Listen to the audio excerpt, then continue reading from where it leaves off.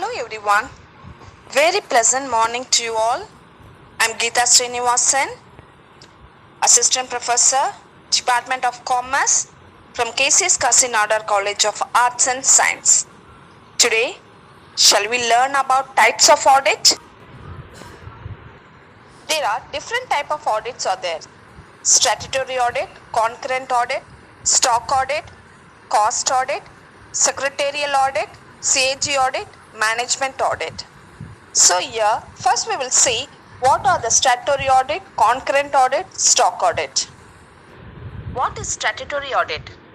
Audit of a company when governed by a particular law is called a statutory audit. There will be a separate laws for the specified companies. Only on the basis on that and according to that they will audit the books of accounts.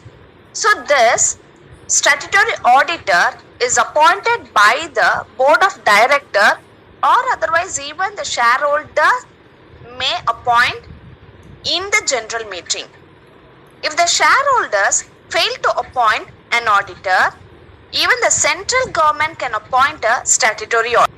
So the rights, duties and power of the statutory auditor are determined by the particular statute.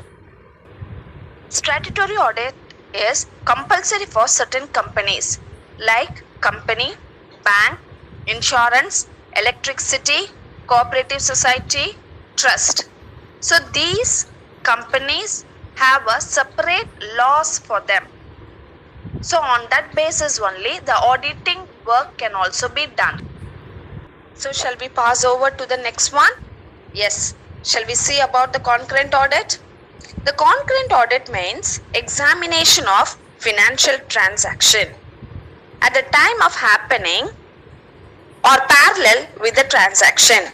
That is, usually the auditing work will be done at the end of the year, but here in this concurrent audit, it will be done throughout the year, that is on daily or weekly, so that the work will be effective and the internal control can be done effectively.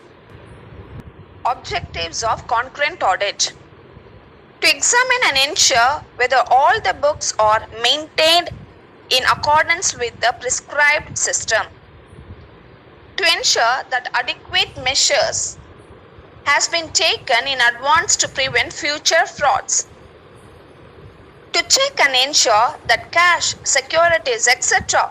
are in agreement with the books, to detect and control any leakage of income, to assess the overall performance of the branch and to report any irregularity in performance which may lead to financial loss to branch, to verify the completeness of documents, to make physical check on stocks and other assets, to verify prompt and regular submission of the periodical and statutory returns. In this slide, we are going to see about the stock audit. Stock audit in general refers to physical verification of inventory. Stock audit is an audit conducted in manufacturing industries where raw materials is converted into product. So stock audit is conducted to monitor the purchase stores and issue of materials. That is, the auditor have to go directly and see whether the inventories are there or not. He will physically check that one. Objectives of stock audit: to ensure that stock is properly valued. Sometimes stocks are overvalued or undervalued. So to rectify that one, stock audit is important. To ascertain that stock is adequately insured. So sometimes there may be any accident. So on that case, insured money may be useful to the company. And then to ensure that physical stock value conforms with the stock statement.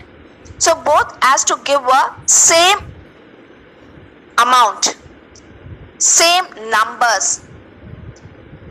and then to certify the correctness of stock debtors and creditors in the organization.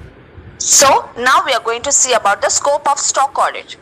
First, physical verification of stock, verification of storage condition, valuation of inventories, valuation and verification of sundry creditors, inventory valuation system.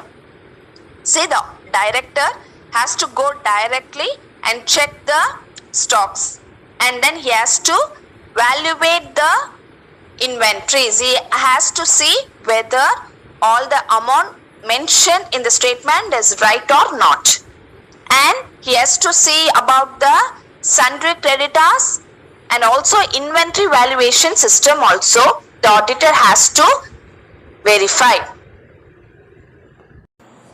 The next audit is CNAG, which is very important audit. The full form of CNAG is Comptroller and Auditor General of India. This is the administrative head of the Indian Audit and Accounts Department.